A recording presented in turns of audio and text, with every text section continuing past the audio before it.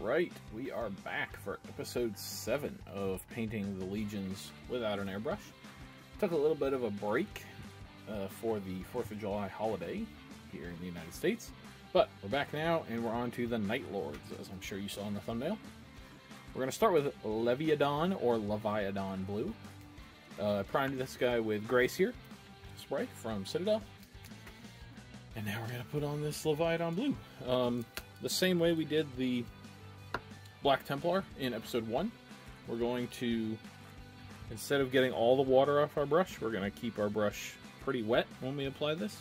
That'll help thin this down just a tiny bit, as well as just help it spread more evenly. Leviathan Blue is one of the ones that I would say is more prone to patchiness than some of the other contrast paints. And so just keeping a wet brush and going in large strokes, not super small ones, will help keep the paint nice and smooth. And I'm just going to keep my brush wet throughout the process here as I apply this. Putting this all over the armor. This is probably going to be a little bit darker than your average Games Workshop Night Lords blue, but I'm trying to keep this in the contrast line, at least mostly. Obviously the Space Wolf we didn't, but I didn't really think there was another good option for painting a Night Lord. I thought about briefly doing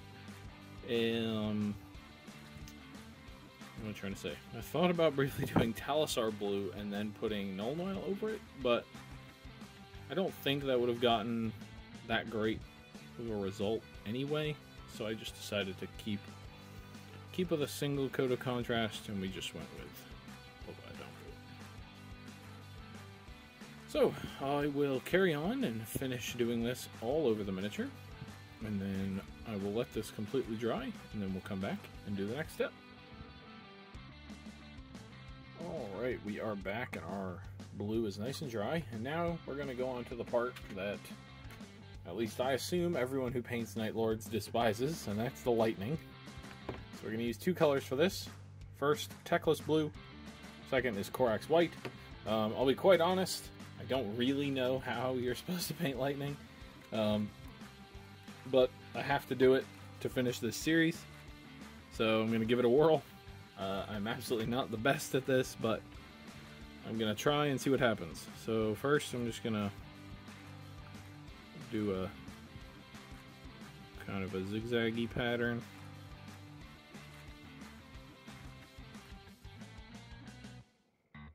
And maybe come down to like here-ish. Branch off. Trying to keep my lines thin to there, maybe.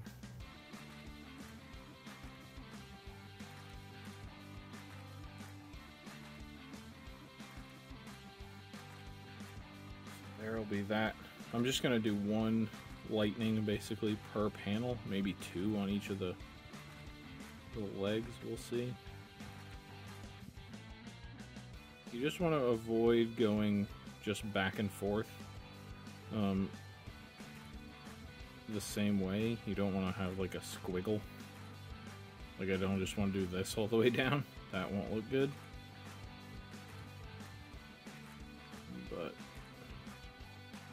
And you might also be tempted to do very sharp, jagged turns, but if you actually go look at lightning, it's actually pretty curvy. It looks, when you look at pictures of lightning, it's actually a lot more curvy than like the classic cartoon lightning that you might be picturing in your head and what I was picturing in my head. So, go up here, do the same thing.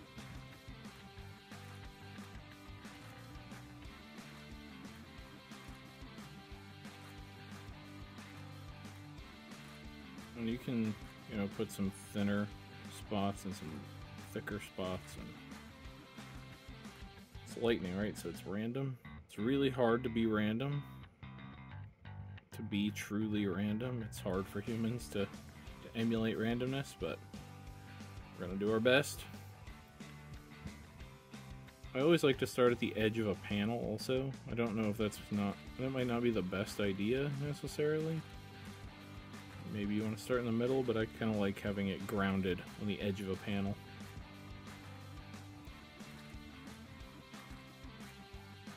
And just coming along, and then what you do want to make sure is that you don't end every strand on the edge of a panel. So you want some to just stop in the middle, and that will make it look more like lightning. One more here. Oh, paint dried a little bit on the end of my brush. So just wipe it off. Start again.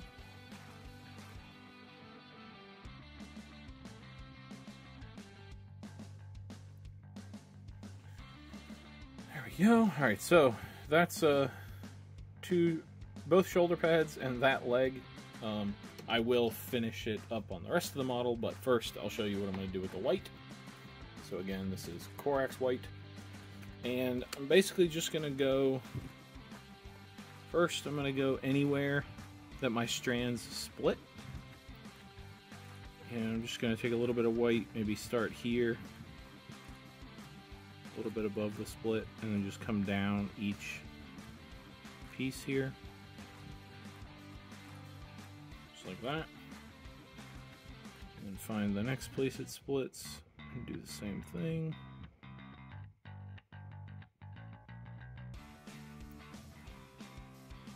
And then up here. There we go. And then on the individual strands, just pick out a couple little spots and add a little bit of white. Somewhere where it curves or something. Just to add a tiny bit of white.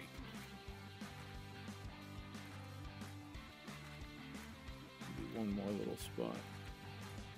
Right down there. So that's what we're going for. We're not going to do anything more than that from 3 feet away. I think that'll look just fine, like lightning. So I'm going to carry on and finish painting the rest of this lightning. And I'm actually going to time myself. Typically, these miniatures, these videos that I've been putting out are about 20 minutes long, and typically when I say I'm going to finish this up and come right back, that might add another 5 to 10 minutes. So I don't feel too disingenuous putting out a 20-minute video when the paint job actually takes 30 minutes. That's not that big of a difference. But if I go and spend like 45 minutes on this lightning, I'll come back and tell you. Because 20-minute video when it actually is going to take an hour per miniature, that would be something that you would want to keep in mind if you're trying to copy this scheme. So I'm going to go ahead, finish up the lightning, I'll come back, tell you how long it took me, and then we'll go on to the next step. Alright, we are back, and our lightning is all done. Doing this lightning took me 8 minutes and 57 seconds after I stopped the camera. So normally the Marines videos are about 20 minutes, the Marines maybe take 30. This one probably will be about a 40-minute Marine once you factor in the lightning. So, something to keep in mind if you're going to copy this scheme. But now, we're going to do the leather. For that, we're going to use wildwood. Pretty simple on this guy. I'm going to put it on the one around his waist. I'm not sure how well it's going to show up against the dark blue, but, no, yeah, okay. Shows up. You can see it's brown. An actual fair amount of thought went into what color I wanted to use for this, because I think I talked about it in the Imperial Fist video, how I wanted sort of a reddish brown to help with the yellow. So I don't want a reddish brown on this guy, because I don't want to distract from the red highlights we're going to use. I don't want to like kind of meld those two colors together on the miniature. I want them to be very separate. But I also don't want to use a yellowy brown, because I don't want that high contrast of yellow and blue. So with those two out, I sort of just had to go with a neutral gray brown, which is what this Wildwood is. The only slight problem with it is that it is very dark, and so it's gonna kind of get lost because the marine is so dark in general. But I think that's sort of the lesser of three evils. Obviously you could fix this if you just highlight it on top of this color, but you know, I don't want to do that, especially for this series. I'm just trying to go quickly, show how you can pump out an army rapid fire. So for that reason, I just chose this neutral brown. Like I said, it's going to kind of get lost, but you'll be able to see it a little bit. But in any event, I'm going to let that dry and come back and we'll do the black. Alright, we are back and we're going to go on to Black Templar now. We're going to black out the bolter and a couple other pieces and anything that is going to be silver as well. So I'm just going to start with the bolter here. We're going to paint a bunch of this bolter, or maybe not a bunch, but some of this bolter silver, but we want the black underneath there so that if we don't get all the way right up to an edge, or we just don't paint something we intended to paint silver, that we don't have bright white primer showing. We just have this black showing. And, you know, black in a little recess or on a part we didn't paint black or silver will look, you know, just like some piece of black material instead of this bright, shining beacon of primer that won't look natural at all. Just get the back of the bolter here, and the other side of the bayonet, and all this connecting bits up there, back of the magazine, and then I'll get this stuff here, the buckle and all that. Alright, then I'm going to do the joints in the armor right there, and there's actually a tiny one on these Marines right there somewhere. There we go. A little too heavy-handed the first time around, but I wiped it off. We're good.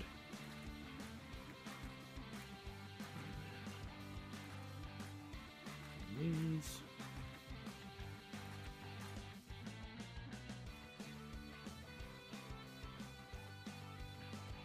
Around the butt plate here. Like that.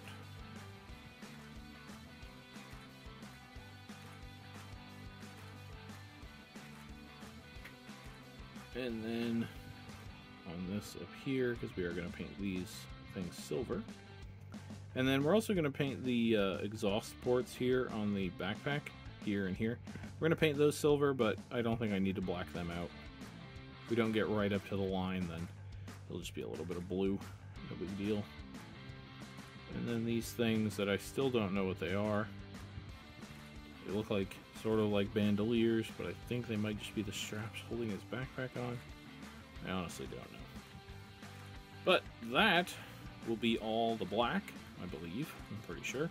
Oh, I'm going to do these in silver. I'm just going to black them out. I probably don't need to. Probably just putting silver on them would have been good enough, but I'm going to black them out just in case. There we go. So that now will be all the black. I'll let this dry, then we'll come back and do the aforementioned silver. Alright, we are back and we're ready to do the silver. And so for that, we're going to use Iron Breaker.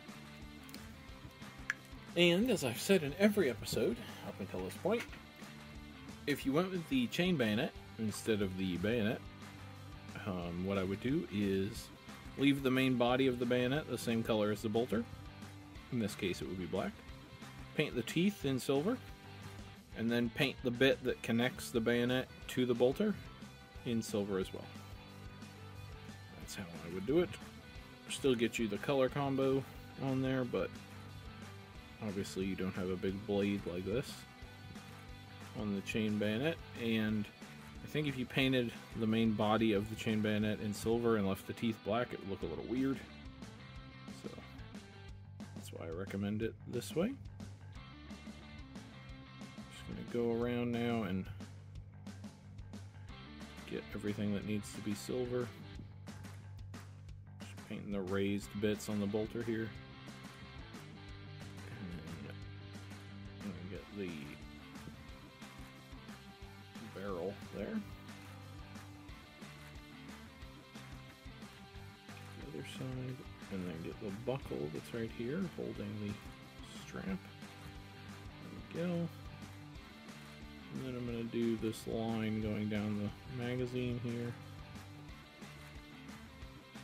I'm going to do this at the bottom of the magazine as well.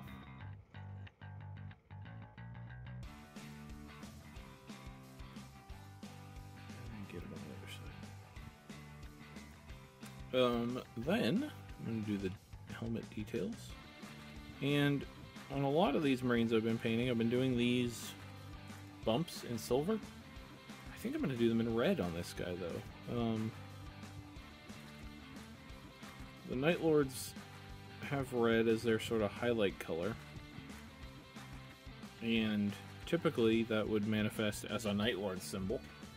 However, on these guys I'm not doing any of the chapter symbols, just because I don't want to spend the time either A, freehanding them, B, finding a molded shoulder pad, or C, putting the transfers on. I figure you guys can figure that part out. There's plenty of reference material for chapter symbols. Anyone who wants a tutorial on how to paint the chapter can do the symbol on their own. I'm gonna get these 6 main rivets here. But in any event, what I was saying was, because there's no chapter symbol, I want there to be more red on him than just the eyes. So I think these bumps will work. There's a little bit of fuzz right here. Let's see if I can get that off without messing up the miniature. Come on. I'll make sure that's gone later, but I'm pretty sure I got it. And then I'm going to come in and paint the sections of the bandolier here. I'm not sure what this actually is, but I'm going to call it a bandolier for now. Kind of looks like Chewbacca's ornamental bandolier he had. I'm going to come back here and get these conduits here. Hoses, whatever they are.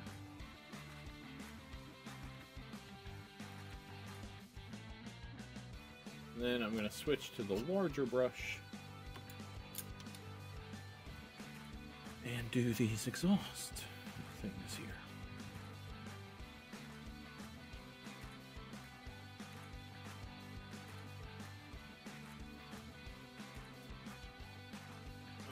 Alrighty, so I'll just do that other one real quick. And then I don't technically need to let this dry because the red isn't going on top of any of the silver. But I like to work with small, manageable video clips, and this one is already coming up on 5 minutes, so I will cut it off here, not let the silver dry, and then we'll come back and do the red. Alright, we're back, and our silver is not dry, and we're going to move on to corn red, and this is going to be for these bumps on the shoulder pad, as well as the eyes. I'm going to do the eyes first. Come in here very carefully.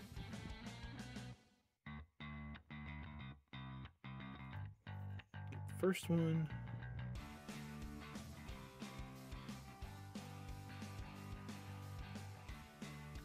And the second one.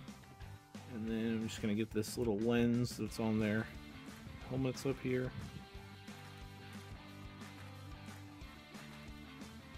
And now I'll do bumps. I haven't been being too precious with these bumps. I'm sure I've been not painting them all the way down to the shoulder pad color on a lot of these Marines. I'm not really concerned with it, to be honest.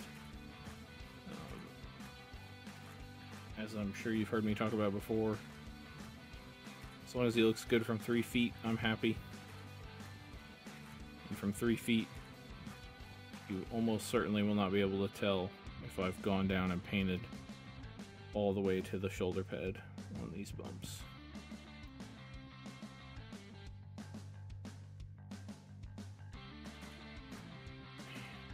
More. Alright, so there is basically our finished Marine. Actually, I'm going to get the side of this bump after saying that, just because there's a tiny little bit of primer there. There we go. So now I'm going to let this dry, and then we will come back and do the final 2 steps. Alright, we are back, and we're coming back to our Techless Blue, which is what we used for the lightning. I'm just going to do a tiny bit of weathering with this, similar to the weathering I've been doing on my other Marines in this series. Just going to get some paint on the brush, wipe most of it off, and then we're just going to come and find the most extreme edges and just give a little bit of an edge highlight, dragging up onto the surface so we get a little bit of weathering at the same time.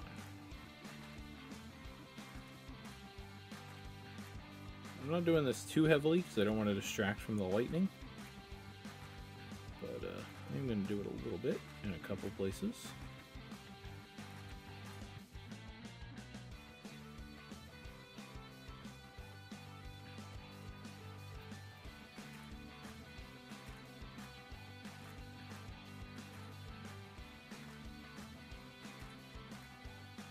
Just like that. Might not be able to see it a ton on camera, but I promise it is doing something.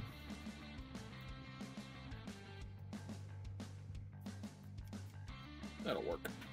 So then, our last step is going to be take some Nuln Oil and just go over all the silver and the black with this. So, regular old Nuln Oil. This might be the last pot of this kind of Nuln Oil. The new Citadel shades are coming out, the reformulated ones.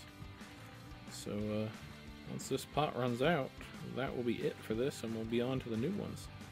The new stuff I've been seeing about the new shades looks pretty awesome, I have to say. Nuln Oil was already pretty awesome, to be honest. It looks even better. Looks like it goes on smoother and is even less of a tint on the underlying color, which can be a downside of this kind of Nuln Oil. So yeah, I'm excited. Even if the hype is kind of overblown and Nuln Oil is just the same as it always was, that'll be fine with me too. I do love my Nuln Oil. So there we go. There's our Nuln Oil applied. And so right about now, you should be seeing some pictures of him on his base. Just the simple basing scheme that I've been doing for all the miniatures in this series. But a basing scheme nonetheless. But that'll be it. If you like this sort of thing, please don't be afraid to like the video, subscribe to the channel, comment below even. All 3. I'm fine with that. And yeah, next episode will be the Blood Angels. I know last episode I said that this episode would be the Blood Angels and that Legion number 8 didn't exist. Obviously I was wrong. The Night Lords are Legion number 8. Oops. But for real, Legion number 9 is the Blood Angels. They will be next. Thank you everybody for watching, and I'll see you with the Blood Angels.